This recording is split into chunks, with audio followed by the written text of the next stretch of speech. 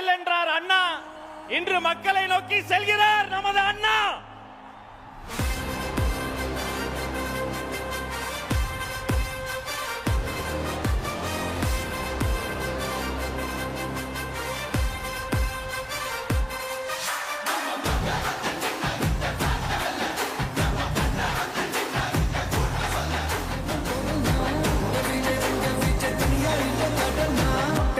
மன்னர்களை உனக்கு கட்ட வரனா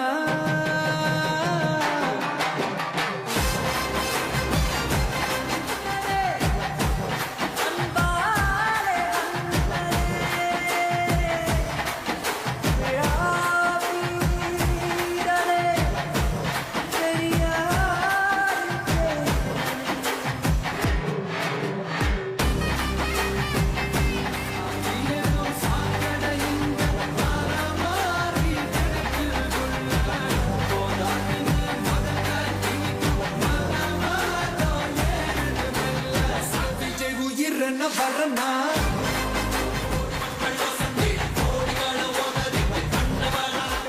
மன்னர்களை உனக்கு கட்ட வரனா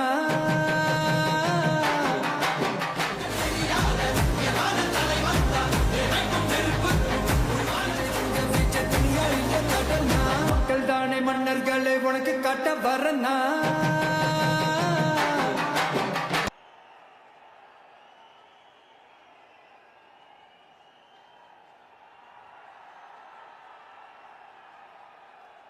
உங்க விஜய் நான் வரேன்.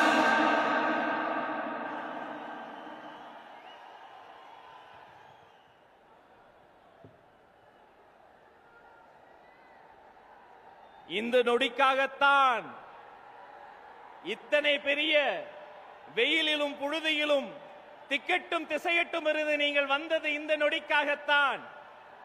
இப்படி ஒரு நொடி வந்துவிடக் கூடாது. என்ன நெடுஞ்சாலையில் குடி வெட்டி எதிரிகள் சோதனை செய்தார்கள். உங்கள் சோதனைகளை உடைத்து சாதனை செய்வதில் சமர்த்தன் எங்கள் தன்னிகர் இல்லா தலைவன் தமிழக வெற்றி கழகத்தினுடைய வெற்றி தலைவர் வருகிறார். தலைமை உரை தருகிறார்.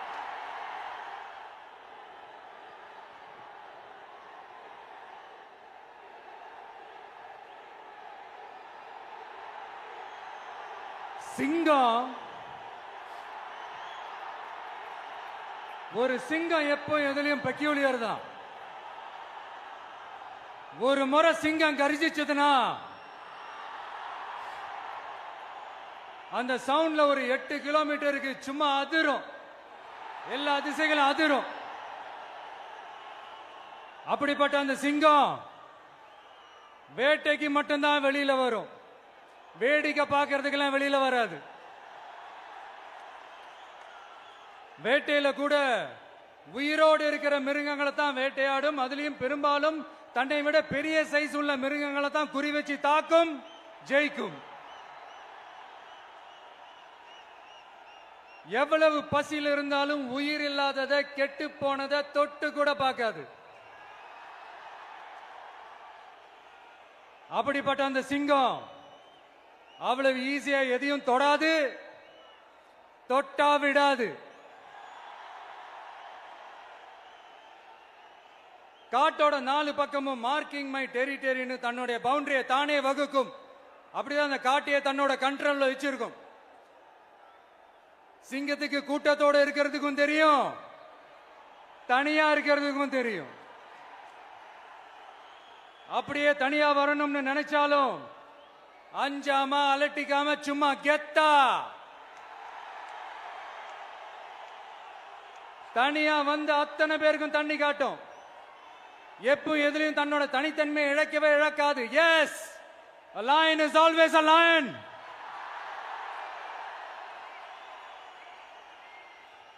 There are so many jackals and other animals in the forest, but there will be only one lion. And even if it is single, it will be the king of jungle. It is not only a description but also a clear declaration. சிங்கத்தை பத்தி பேசிட்டு நம்ம சிங்க குட்டிகளையும் சிங்க பெண்களையும் பத்தி நம்ம பேசாம இருக்க முடியுமா? அவங்களை எப்படி நான் மறப்பேன்? அவங்க தான் என்னுடைய உயிராச்சு. என் நெஞ்சில் குடியிருக்கும்.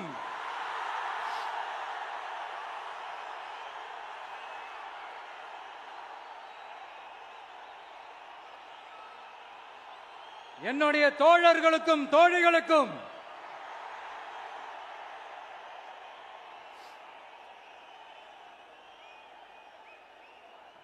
நேர்ல வர முடியாத சூழல்ல வீட்ல இருந்துகிட்டே நம்மளோட இந்த மாநாட்டுல நேரலை வாயிலாக கலந்துகிட்டு இருக்கிற என்னுடைய அம்மாக்கள், அக்கா தங்கைகள், அண்ணன் தம்பிகள், நண்பர்கள் அனைவருக்கும் என்னோட உயிர் வணக்கம். என்னோட உயிர் வணக்கம். என்னோட உயிர் வணக்கம்.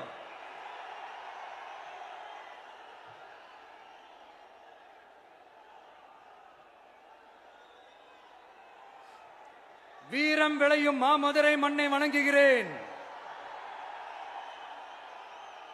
இந்த மதுரைனாலே உடனே ஞாபகத்துக்கு வரது சீறி பாஞ்சி துள்ளி குதிக்கிற யாருக்கும் அடங்காத காளைகள் விளையாடுற அலங்காநல்லூர் ஜல்லிக்கட்டு தான். நம்ம வைகை ஆறுதான். அழகர் ஆத்துல இறங்குற வைபவம். மதுரை மீனாட்சி அம்மன். இந்த மண்ணோட உண்மையான குணம் உணர்வு பூர்வமான மண் இது. அது மட்டும் இல்ல, இந்த மண்ணில் வாழ்ற மக்களும் அப்படித்தான் உணர்வு பூர்வமான ஆளுங்க. நான் இந்த மண்ணில் கால் எடுத்து வச்ச உடனே ஒரே ஒருத்தரை பத்தி தான் மனசுக்குள்ள ஓடிக்கிட்டே இருந்தது. அவர் யாருன்னு உங்களுக்கும் தெரிஞ்சிருக்கும். சினிமானாலும் சரி, அரசியல்னாலும் சரி, நமக்கு ரொம்ப ரொம்ப பிடிச்சது புரட்சி தலைவர் எம்ஜிஆர் அவர்கள் தான். அவரோட பழகிறதுக்கு எனக்கு வாய்ப்பு கிடைக்கல. ஆனா அவரை மாதிரியே குணம் கொண்ட என்னுடைய அண்ணன் புரட்சி கலைஞர் கேப்டன் விஜயகாந்த் அவர்களோட பழகிறதுக்கு எனக்கு நிறையவே வாய்ப்பு கிடைச்சது. அவரும் இந்த மதுரை மண்ணை சேர்ந்தவர் தானே. அவரை மறக்க முடியுமா? தமிழ்நாட்டு மக்கள் உணர்வுபூர்வமா உண்மையா நம்ம பக்கத்திலே நிக்கிறவங்க. அதுக்கு ஒரு மிகப்பெரிய அடையாளம் தான் இந்த மதுரை மண். நம்ம தமிழக வெற்றி கழகம் கையில் எடுத்திருக்கிற அரசியலும் அப்படித்தான். உண்மையான அரசியல், உணர்வு பூர்வமான அரசியல், நல்ல அரசியல், நல்லவங்களுக்கான அரசியல், நாட்டு மக்களுக்கான அரசியல், நல்லது மட்டுமே செய்கிற அரசியல்.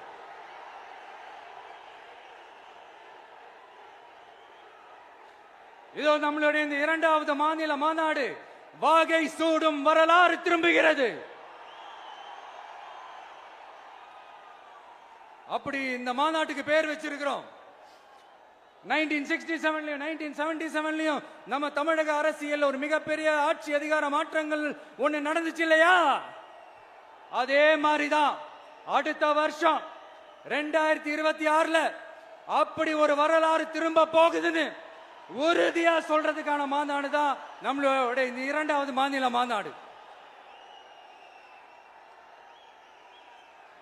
விக்கிரவாண்டி வீசாலையில் நம்மளுடைய ஃபர்ஸ்ட் மாநாடு நடத்தணும், வெற்றி கொள்கை திருவிழா. அதுக்கப்புறமே நீங்க பார்த்திருப்பீங்க, தமிழக அரசியல் அந்த தட்ப வெப்பத்தையே மாத்தினுச்சு. நமக்கு எதிராக எத்தனை குரல்கள். ஆனா உங்களுக்கு தான் நம்மளை பத்தி நல்லா தெரியுமே. எந்த குரலையும் காதலையே போட்டுக்காம மக்களோட குரலை மட்டுமே கேட்டுக்கிட்டு நமக்கு எதிராக வர அத்தனை கூக்குரல்களையும் சின்னதா ஒரு சிரிப்போடவே கடந்து வந்திருக்கிறோம். அது இல்லாம நம்ம மாநாட்டில் ஒலிக்கிற இந்த குரல் இந்த ஒற்றை தமிழ் மகனோட குரல் மட்டுமல்ல, ஒட்டுமொத்த தமிழ்நாட்டு மக்களுடைய குரல். தமிழ்நாட்டில் இருக்கிற ஒவ்வொரு வீட்டில இருந்தும் ஒலிக்கிற குரல். ஒட்டுமொத்த உலகெங்கும் வாழும் ஒவ்வொரு தமிழ் வீட்டிலிருந்தும் எழும் குரல்.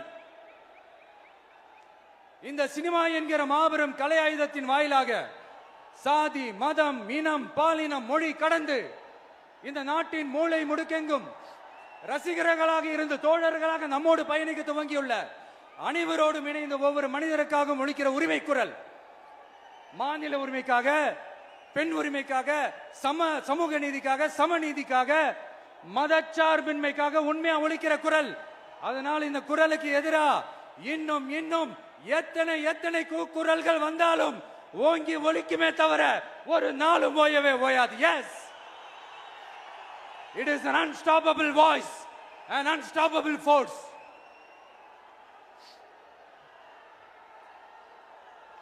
நம்ம அரசியலுக்கு வர்றதுக்கு முன்னாடி அட இவரெல்லாம் வர மாட்டாரியா, அவரே வரல, இவரே வரல, இவருங்க வர போறாரு அப்படின்ட்டு நிறைய பேர் ஜோசியம் சொன்னாங்க.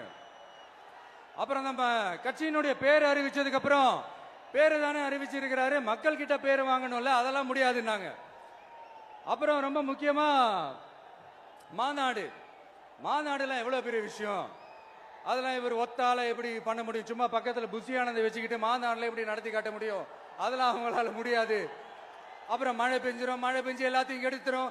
ஏன் என் கூட இருக்கிறவங்களே கூட தான் சொன்னாங்க. அதுக்கப்புறம் என்ன நடந்துச்சுன்னு உங்க எல்லாருக்குமே தெரியும். இப்ப புதுசா ஒண்ணு சொல்ல ஆரம்பிச்சிருக்கிறாங்க. அது என்னடானா, ஆட்சியை பிடிக்கிறதெல்லாம் அவ்வளவு ஈஸி இல்லை இல்லையா. இப்ப அதெல்லாம் விட்டாங்க. இப்ப இங்க வந்துட்டாங்க. இவர் நேரா ஷூட்டிங்ல இருந்து வருவாராம், வந்து ஆட்சியை பிடிப்பாராம். அது எப்படி இவராலே முடியும், அவராலேயே முடியல, இவராலேயே முடியல, அவருக்கு அத்தனை வருஷம் ஆச்சு, இவராலே எப்படி முடியும் ஒரு பக்கம். இன்னொரு பக்கம் கூட்டம்லாம் ஓகே தான், அது எப்படி ஓட்டா மாறும் அப்படின்றது இன்னொரு பக்கம். இப்படி கதை, திரைக்கதை, வசனம், இயக்கம், பாடல்கள்,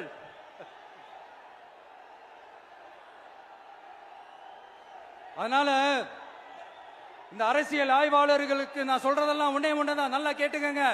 இந்த விஜய் ஏதோ இந்த பல லட்சம் பேர் கூடுற கூட்டத்தில் மட்டுமே இருக்கிறாரு அப்படின்னு மட்டும் தப்பு கணக்கு போட்டாதீங்க. ஏன்னா நம்மளுடைய இந்த கூட்டம் வெறும் ஓட்டா மட்டும் இல்லைங்க, வரப்போற தேர்தலில் மக்கள் விரோத ஆட்சியாளர்களுக்கு நாம வைக்க போற வேட்டா, நம்மளை கோட்டைக்கு அனுப்ப போற ரூட்டா இருக்க போதுன்னு சீக்கிரமாவே தெரிஞ்சுப்பீங்க. ஏன்னா கோடிக்கணக்கானவங்களோட ஹார்ட்லயும் வீட்லயும் ஏற்கனவே ஆல்ரெடி உயிரா, உணர்வா, உறவா இருக்கிறோம். நம்மளுடைய கனெக்ட் எல்லாம் வெறும் மக்களோட மட்டும்தான். நாம யாருன்னு அவங்களுக்கு தெரியும், அவங்க யாருன்னு நமக்கு தெரியும். நாமளும் நம்ம மக்களும் எப்படி இருக்கிறோம்னு எதிரிங்களுக்கு நல்லாவே தெரியும். இருந்தாலும் இந்த விஜய் எதுக்குப்பா வந்திருக்கிறாரு, இவர் என்ன புதுசா என்ன திட்டம்லாம் சொல்லிட்டாரு அப்படின்னு வேற நிறைய கேள்விகள். இந்த சொல்றேன் தெரிஞ்சுக்கங்க. பெண் குழந்தைகள், பெண்கள் மற்றும் வயசானவங்களோட பாதுகாப்புல தான் நம்ம பிரையாரிட்டியே. அடுத்து இளைஞர்கள், உழவர்கள், உழைப்பாளர்கள், நெசவாளர்கள், மீனவர்கள், ஆதரவற்ற முதியோர்கள், மாற்றுத்திறனாளிகள், மூன்றாம் பால் இனத்தவர்கள்னு இன்னும் யாருக்கெல்லாம் கவர்மெண்டோட ஒரு ஸ்பெஷல் அட்டென்ஷன் தேவையோ அவங்க எல்லாருக்குமான ஒரு கவர்மெண்ட் அமைக்கிறது தான் நம்ம இலக்கே. நான் ஏற்கனவே சொன்னதை தான் நான் திரும்பவும் சொல்றேன். நம்மளுடைய இந்த தமிழக வெற்றி கழகம் ஏதோ அரசியல் ஆதாயத்துக்காக தொடங்கப்பட்ட கட்சியெல்லாம் கிடையாதுங்க. கொள்கை கோட்பாடுகளோடு தந்தை பெரியார், பெருந்தலைவர் காமராஜர், அண்ணல் அம்பேத்கர், வீரமங்க வேலு நாச்சியார், மக்கள் சேவகர் அஞ்சலை அம்மாள், நம்மளுடைய 5 கொள்கை தலைவர்களோட வழிகாட்டுதல்களோடு தொடங்கப்பட்ட கட்சி. நம்ம ஸ்டாண்ட்ல நாம எப்பவுமே ஸ்ட்ராங்கா தாங்க இருக்கிறோம். அதுல எந்த மாற்றத்துக்கோ எந்த சமரசத்துக்கோ துளி கூட இடமில்லை. நம்மளுடைய ஒரே கொள்கை எதிரி பாஜக தான். நம்மளுடைய ஒரே அரசியல் எதிரி திமுக தான். எப்படி? நம்மளுடைய ஒரே கொள்கை எதிரி, நம்மளுடைய ஒரே அரசியல் எதிரி ஏதோ அண்டர் கிரவுண்ட் ஆதாயத்துக்காக டீல் போட்டுக்கிட்டு, டீல் பேசிக்கிட்டு, இந்த அலையன்ஸ் வச்சுக்கிட்டு இந்த ஊரை ஏமாத்துற கட்சி எல்லாம் நம்ம டிவிக்கே கிடையாதுங்க. யாருக்காகவும் எதுக்காகவும் எந்த பயமும் கிடையாது. மாபெரும் பெண்கள் சக்தி நம்மளோட இருக்கிறாங்க, மாபெரும் இளைஞர்கள் சக்தி நம்மளோட இருக்கிறாங்க, ஒட்டுமொத்த தமிழ்நாட்டு மக்களுடைய சக்தி நம்மளோட நிக்கிறாங்க. அப்படி இருக்கும்போது இந்தியாவில் இருக்கிற எல்லா ஸ்டேட்லயும் வாழ்ற நம்ம தமிழ் நெஞ்சங்கள் மட்டும் இல்ல, உலகம் பூரா 100க்கும் மேலான நாடுகள்ல வாழ்ற நம்ம தாய் தமிழ் உறவுகள் எல்லாருமே என்ன விஜய் தளபதி விஜய் இல்லனா விஜய் தளபதி இப்படி சொந்தம் கொண்டாடுற கோடிக்கணக்கானவங்களோட அன்பு மாசியும் நம்மளோட இருக்கும்போது, இவங்க எல்லாருமே நம்மளோட நிற்கும் போது எதுக்குங்க இந்த பாசிச பாஜகவோட நேரடி கூட்டணியோ இல்ல மறைமுக கூட்டணியோன்னு உறவு வச்சுக்க? நாம என்ன உலகமாக ஊழல் கட்சி என்ன?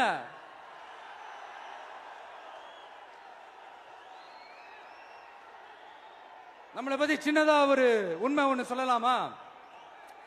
என்னடா இவர் வாயால இப்படி சொல்றாருன்ட்டு யாரும் தவறா நினைச்சுக்க வேணாம். ஏன்னா இது ஒரு விதத்துல ஒரு ஃபேக்டும் கூட. அதனாலதான் நான் சொல்லணும்னு ஆசைப்படுறேன். நம்ம யார் தெரியும்ல? நாம எல்லாருமே சொல்றேன். நாம யார் தெரியும்ல?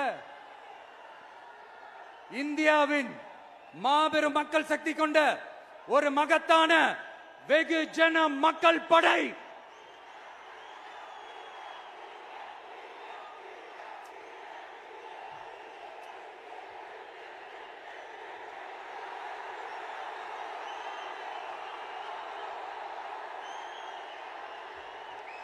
அதனால நம்ம தலைமையில நாம் அமைக்க போற இந்த உண்மையான மக்களாட்சிக்கான அச்சாரமாக மாபெரும் மக்கள் சக்தியை அணி அணியாக நம்மளோட திரண்டு நிக்கிறப்போ இந்த அடிமை கூட்டணியில சேர வேண்டிய அவசியம் நமக்கு இருக்குங்க.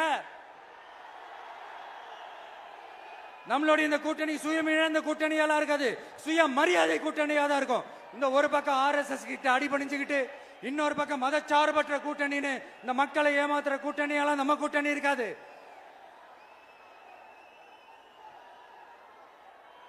நான் இப்பவும் சொல்றேன், நம்மளை நம்பி வர்றவங்களுக்கு ஆட்சியிலும் அதிகாரத்திலும் உறுதியாக பங்களிப்பு செய்யப்படும். உடனே இந்த கேள்விகள்லாம் வரும். அப்ப யாரு கூட்டணி, யாரு வரா, யாரு போறா, இந்த கேள்விகள்லாம் வரும். இந்த கேள்விகளுக்கெல்லாம் ஒரே ஒரு பதில் தான், சஸ்பென்ஸ்ல சஞ்சாரம் செய்யுங்க. ஆனா ஒண்ணு, 2026ல 2 பேருக்கு நடுவுல தான் போட்டியே. ஒன்னு TVK, இன்னொன்னு DMK. இந்த போட்டி எப்படி இருக்க போதுன்னா, இந்த அலையன்ஸை வச்சு எப்படியாவது நம்ம தப்பிச்சிடலாம். என்ன இந்த பழைய இந்த மேத்தமேட்டிக்ஸ், அரித்மேட்டிக்ஸ் இதெல்லாம் வச்சு எப்படியாவது நம்ம தப்பிச்சிடலாம் அப்படின்னு நினைக்கிறவங்களோட அந்த கனவு ஒரு நாளும் மைப்படாது. சரி, இப்ப நம்ம வேற ஒரு ஏரியாவுக்கு ஒண்ணு வருவோம். எதிர்காலம் வரும், என் கடமை வரும், இந்த கூட்டத்தின் ஆட்டத்தை ஒழிப்பேன்.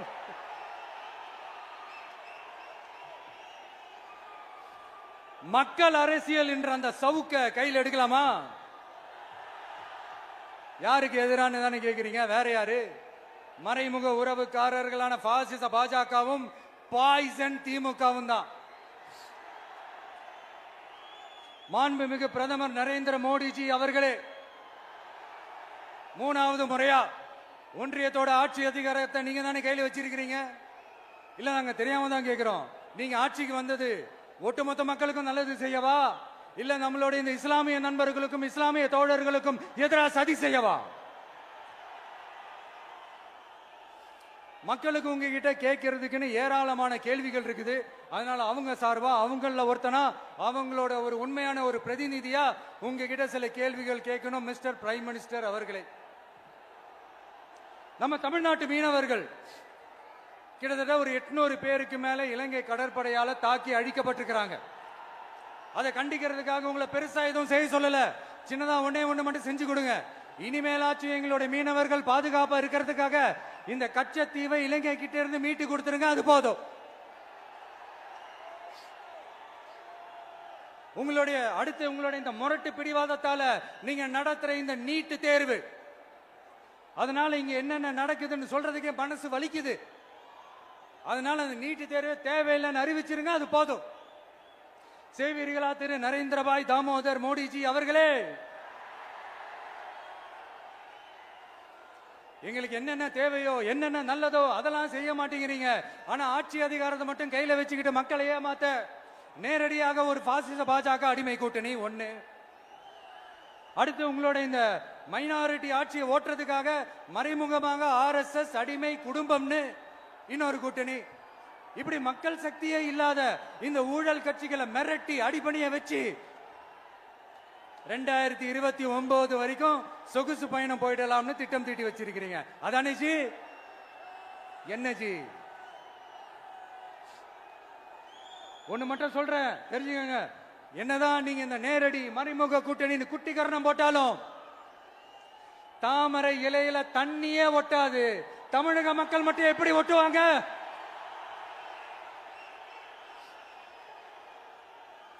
இங்க ஒரு எம்பி சீட்டு கூட தரலன்றதுக்காக தமிழ்நாட்டுக்கும் தமிழ்நாட்டு மக்களுக்கும் எதுவுமே செய்யாம ஓரவஞ்சனை செய்யுது இந்த ஒன்றிய பாஜக அரசு. சங்கம் வச்சு தமிழ் வளர்த்த மண் இந்த மதுரை மண். அதனால இங்க அந்த கீழடியில கிடைச்ச ஆதாரங்களை எல்லாம் மறைச்சிட்டு எங்க நாகரிகத்தையும் எங்க வரலாறையும் அழிக்கிறதுக்காக உள்ளடி வேலை செய்யலாம்னு நினைக்கிறீங்க. தமிழ்நாட்டை தொட்ட என்ன நடக்கும் நீங்க பல உதாரணங்கள் இருக்குது. அதனால இதையெல்லாம் மறைச்சிட்டு எங்க மக்களை ஏமாத்திடலாம்னு மட்டும் நினைக்காதீங்க. மத நல்லிணக்கத்திற்கு பெயர் பெற்ற இந்த மதுரை மண்ணிலிருந்து சொல்றேன், உங்க எண்ணம் எல்லாம் ஒரு நாளும் ஈடேறாது.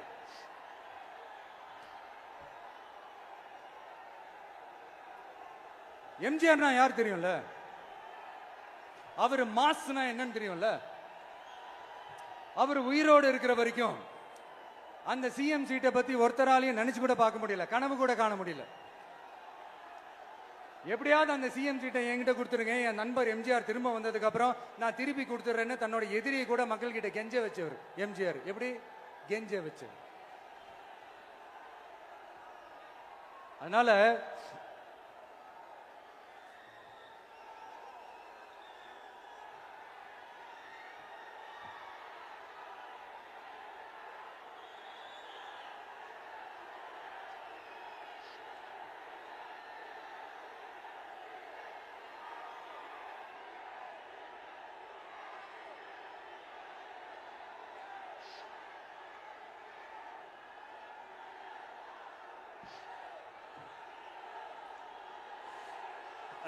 ஆனா இப்போ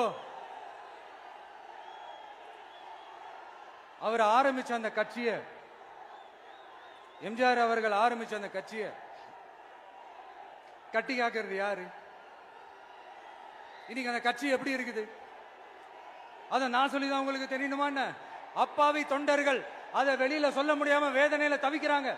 2026 சட்டமன்ற தேர்தலில் யாருக்கு ஓட்டு போடணும், எப்படிப்பட்ட ஆட்சி இங்க அமையணும்னு அந்த அப்பழுக்கற்ற அந்த தொண்டர்களுக்கும் ரொம்ப நல்லாவே தெரியும். அதனால என்ன வேஷம் போட்டுக்கிட்டு பாஜக இங்க தமிழ்நாட்டுக்குள்ள வந்தாலும் அவங்க வித்தை எல்லாம் இங்க வேலைக்கே ஆகாது.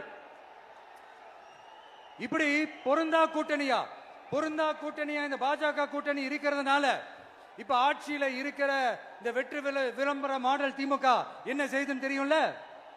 பாஜகவோட உள்ளுக்குள்ள ஒரு உறவை ஒண்ணு வச்சுக்கிட்டு வெளியில எதிர்க்கிற மாதிரி ஒரு டிராமா ஒண்ணு பண்ணிக்கிட்டு, எதிர்கட்சியா இருந்தா போங்க மோடின்னு பலூன் விடுறது, ஆளுங்கட்சியா இருந்தா வாங்க மோடின்னு கொடை பிடிச்சுக்கிட்டு கும்பிடு போடுறது. இது மட்டுமா? ஒரு ரைடுன்னு ஒன்று வந்துட்டா போதும், இது வரைக்கும் போகவே போகாத ஒரு மீட்டிங், அதை காரணம் காட்டி டெல்லிக்கு போறது, அங்க ஒரு சீக்கிரட் மீட்டிங் நடத்துறது. நல்லா நோட் பண்ணணும் மக்களே, அந்த மீட்டிங் அப்புறம் இந்த இஷ்யூ அப்படியே காணாம போயிருக்குமே. அதேதான் Stalin uncle, what uncle is very wrong uncle.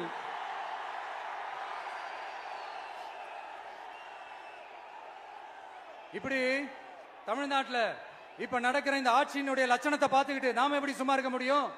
ஒரு தவறு செய்தால், அதை தெரிந்து செய்தால், அவர் கபட நாடக மு.க. ஸ்டாலின் அங்கிளாகவே இருந்தாலும், அங்கிள் உங்களுக்கு மனசாட்சின்னு ஒண்ணு இருந்துச்சுன்னா நாங்க கேட்கிற கேள்விகளுக்கு மட்டும் கொஞ்சம் பதில் சொல்லுங்க அங்கிள். நீங்க நடத்துற இந்த ஆட்சியில நேர்மை இருக்கா?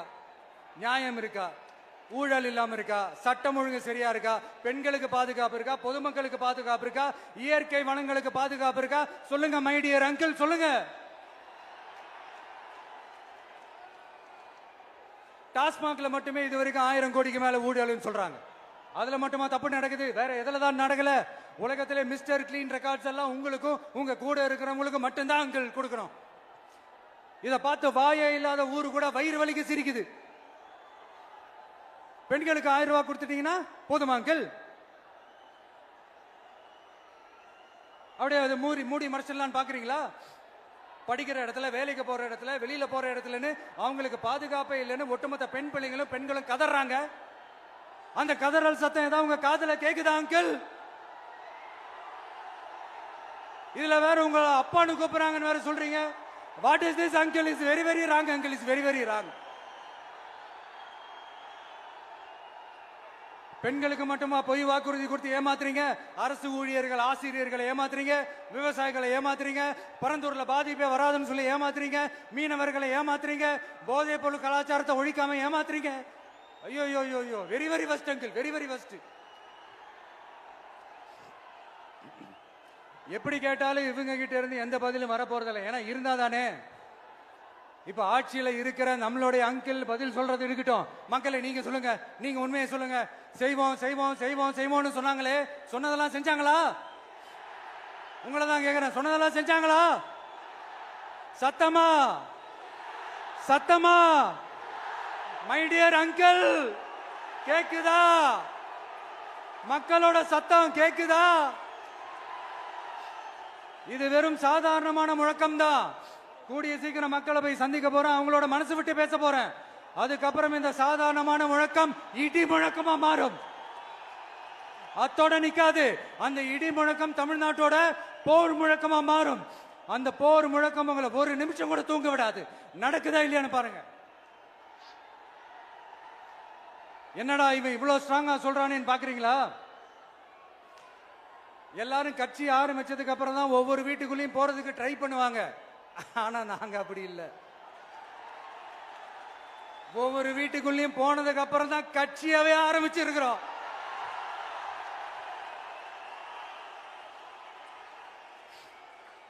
அதனால ஒட்டுமொத்தமா எல்லாருமா சேர்ந்து இந்த திமுக ஆட்சிய, கபட நாடக திமுக ஆட்சிய 2026 தேர்தலில் வீட்டுக்கு அனுப்புறோம். வீட்டுக்கு அனுப்புறோம். என்ன நண்பா, சரிதானே? என்ன நம்பி செய்வீர்கள் தானே? இப்போ உங்களுக்கு சின்னதா ஒரு சர்ப்ரைஸ். நம்ம கட்சியினுடைய வேட்பாளர் பட்டியலை இப்ப நான் அறிவிக்க போறேன். மதுரை கிழக்கு வேட்பாளர் விஜய். இன்னும் முடிக்கல. ஒரு நிமிஷம், இன்னும் முடிக்கல. மதுரை மேற்கு வேட்பாளர் விஜய். மதுரை மத்தி வேட்பாளர் விஜய். மதுரை தெற்கு வேட்பாளர் விஜய். மதுரை வடக்கு வேட்பாளர் விஜய். மேலூர் விஜய். சோழவந்தான் விஜய். திருப்பரங்குன்றம் விஜய். திருமங்கலம் விஜய். உசலம்பட்டி விஜய்.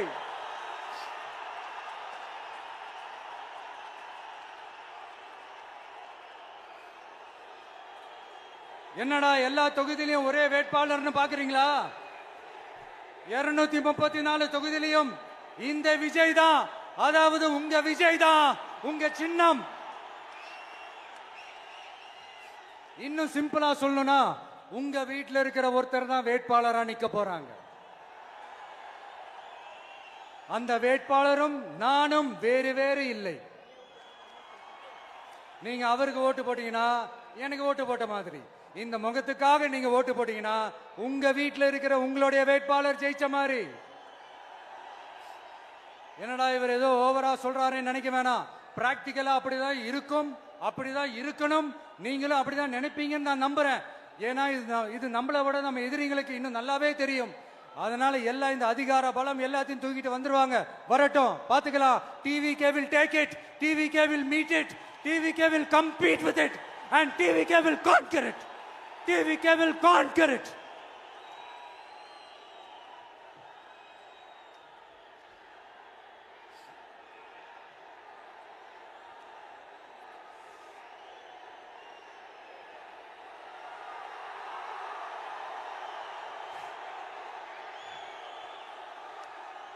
இந்த நேரத்தில் நம்ம மனசுல இருக்கிறத மக்கள் கிட்ட சொல்லி ஆகணும். தூத்துக்குடி ஸ்னோலினோட அம்மா என்ன அவங்களோட தம்பி, இன்னும் அவங்க பொண்ணுக்கு நான் தாய் மாமன்னு சொன்னாங்க. அந்த அக்காவோட குழந்தைக்கு மட்டும் இல்லைங்க, என்ன அண்ணனா தம்பியா நினைக்கிற தமிழ்நாட்டில் இருக்கிற என்னோட எல்லா சகோதரிகளின் குழந்தைகளுக்கும் நான் இன்னைக்கு மட்டும் இல்ல, என்னைக்குமே ஒரு தாய் மாமனா தான் இருப்பேன். நீங்க எல்லாரும் என்னுடைய ரத்த உறவு, கூட பிறந்த பொறப்பு. என் வீட்டு ரேஷன் கார்டுல வேணா உங்க பேர் இல்லாம இருக்கலாம், உங்க வீட்டு ரேஷன் கார்டுல வேணா என் பேர் இல்லாம இருக்கலாம். ஆனா நாம் எல்லாரும் ஒண்ணுதான், உறவுதான். நமக்கு இடையே எந்த அரசியலும் உள்ள நுழையவே முடியாது. என்கிட்ட இருந்து உங்களையும் உங்ககிட்ட இருந்து என்னையும் எந்த சக்தியாலும் பிரிக்கவே முடியாது. அப்புறம் நான் ஒன்னும் இந்த மார்க்கெட் போனதுக்கு அப்புறம் ரிட்டையர் ஆனதுக்கு அப்புறம் அடைக்கலம் தேடி அரசியலுக்கு வரல. படைக்கலனோட வந்திருக்கிறோம். பவர்ஃபுல் போர்ஸோட, மாபெரும் படை வரிசையோட, எல்லாத்துக்கும் தயாராகி தான் வந்திருக்கிறோம். இவ்வளவு தயாரா நாம அரசியலுக்கு வர்றதுக்கு ரொம்ப ரொம்ப முக்கிய காரணம் ஒண்ணு இருக்கு. அது என்ன தெரியுமா? நன்றி கடன், நன்றி கடன், நன்றி கடன். கிட்டத்தட்ட ஒரு 30 வருஷமா, 30 வருஷத்துக்கு மேல நீங்க தான், நம்ம மக்கள் தான் என் கூட நிக்கிறீங்க, எனக்காக நிக்கிறீங்க, என்ன தாங்கி பிடிக்கிறீங்க, மனசுல ஏந்தி பிடிக்கிறீங்க, தாய் அன்போட மடியில ஏந்திக்கிறீங்க. உண்மையை சொல்லணும்னா வேற யாரை விடவும் எனக்கு இந்த அன்பையும் ஆதரவையும் கொடுத்திருக்கிறீங்க. என் மேல உயிரையே வச்சிருக்கிறீங்க. என்ன உங்க வீட்டுல ஒருத்தனாவே ஆக்கிட்டீங்க. நீங்க எனக்கு கடவுள் கொடுத்த வரம்.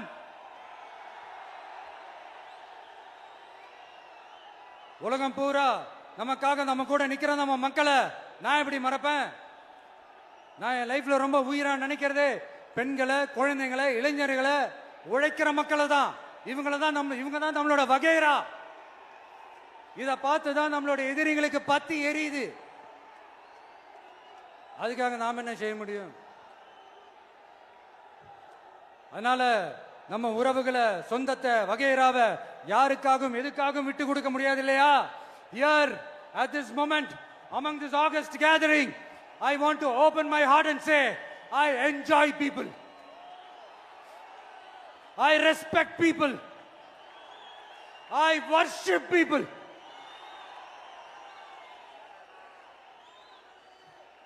சரிப்பா, இவ்வளவு செஞ்ச நம்ம மக்களுக்கு நன்றி கடனா உன்னால முழுமையா செலுத்த முடியுமான்னு கேட்டா சத்தியமா சொல்றேன், என்னால முடியாதுதான். இன்னும் எத்தனை ஜென்மம் எடுத்தாலும் அந்த நன்றி கடனை என்னால தீர்க்கவே முடியாது. அப்புறம் என்ன மானாவுக்கடா நீ வந்திருக்க அதானே கேக்குறீங்க? மைண்ட் வாய்ஸ் கேட்ட மாதிரி இருந்து.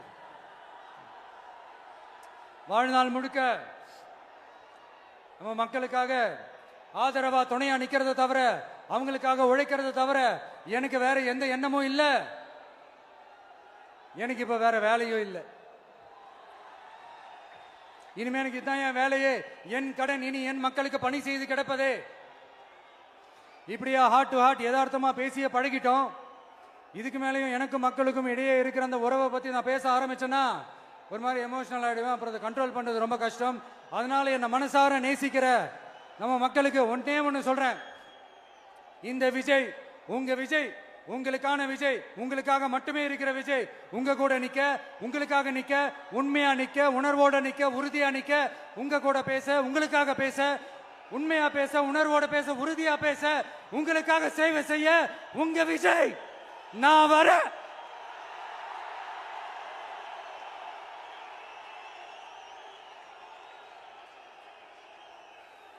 சொல்லல முக்கியம், செயல் செயல் செயல் தான் முக்கியம். செய்கை தான் சும்மா சிறப்பா இருக்கணும்.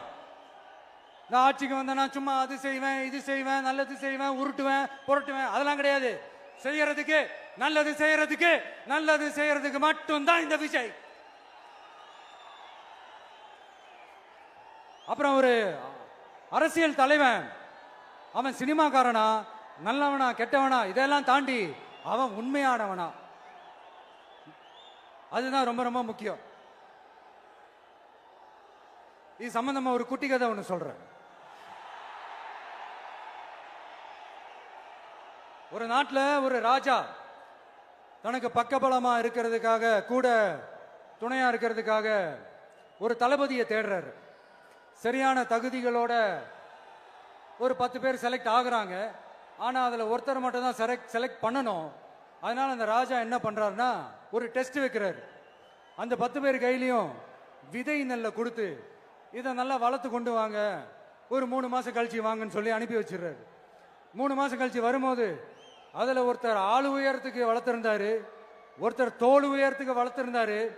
அதுல ஒரு 9 பேரும் நல்லா வளர்த்து கொண்டு வந்திருந்தாங்க. ஒருத்தர் மட்டும் வெறும் தொட்டியோடவே வந்தாரு.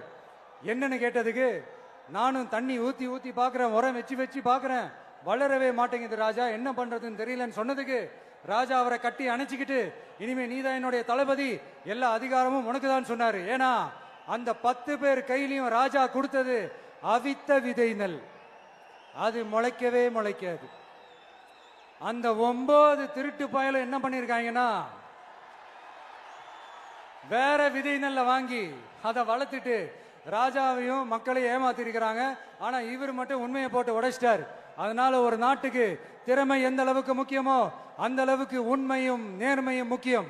இப்போ நீங்க எல்லாரும் தான் அந்த ராஜா. நீங்க தேர்ந்தெடுக்க போற அந்த தளபதி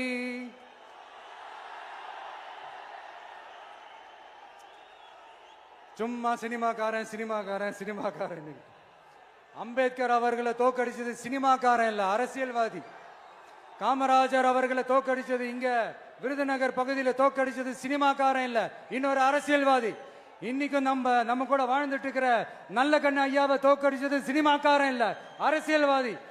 இப்படிப்பட்ட நல்ல நல்ல தலைவர்களை எதிர்த்து நின்று தோக்கடிக்கணும்னு அந்த எண்ணத்தை உருவாக்குனது சினிமாக்காரன் இல்ல, அரசியல்வாதி. அதனால எல்லா அரசியல்வாதியும் அறிவாளியும் கிடையாது, எல்லா சினிமாக்காரனும் முட்டாளும் கிடையாது.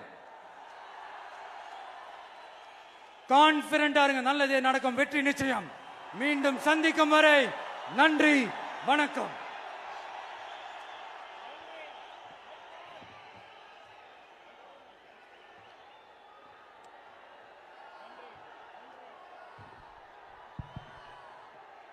தமிழக வெற்றி கழகத்தினுடைய வெற்றி தலைவரின் வார்த்தைகள் நம்முடைய வேத வாக்காக எடுத்துக்கொண்டு நிறைவேற்றுவோம்.